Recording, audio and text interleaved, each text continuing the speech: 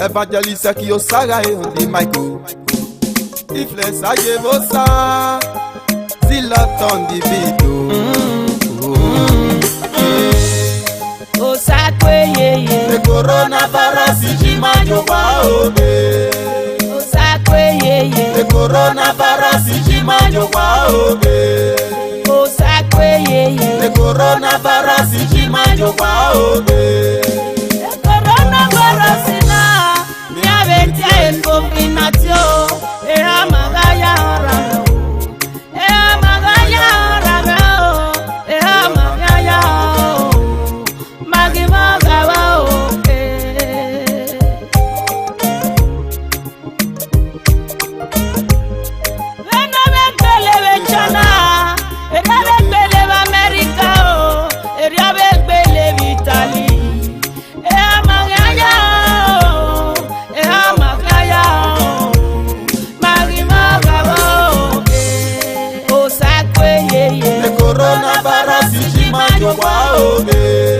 Osakwe ye. The coronavirus Jimanyo waobe.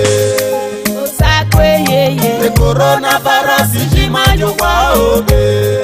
Osakwe ye. The coronavirus Jimanyo waobe.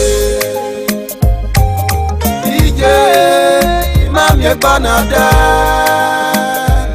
E baba o ebe metome. E barasi norena.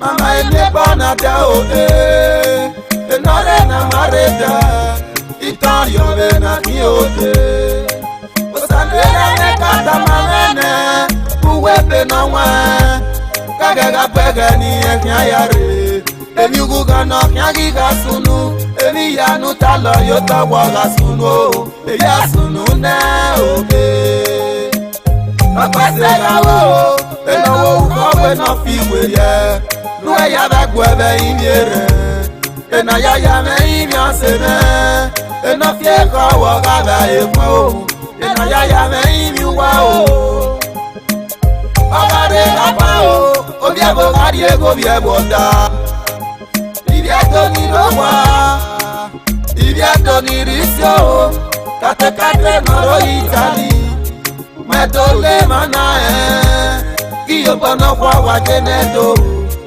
Kopene miame na giyare Owane imani bugije o Osato mi mafambe na jena o Osawe ni kamu waya Obioto rakpe wagu ijo yakpe Ebarasi morena Awa kaya o Awa kaya me Wagi moga bo brother Wagi moga bo sister o Wagi moga bo yeah The coronavirus Jimanyo waobe. Osakwe ye. The coronavirus Jimanyo waobe. Osakwe ye. The coronavirus Jimanyo waobe. Yadoni roba, baby yadoni riso, yado meni rawo yo. Wagagi wa mume, osakwe pa vi wale na o, enyamagi mi odela wekuwa.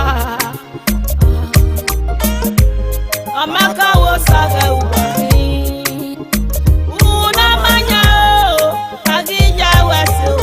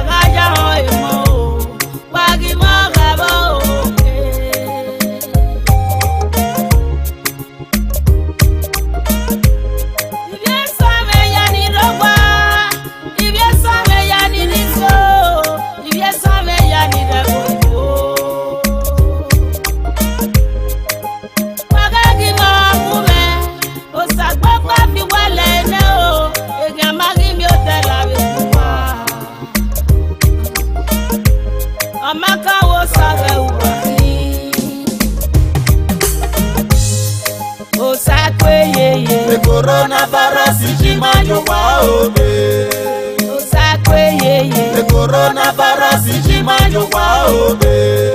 Osakwe yeye. The coronavirus chimanyokwa obe.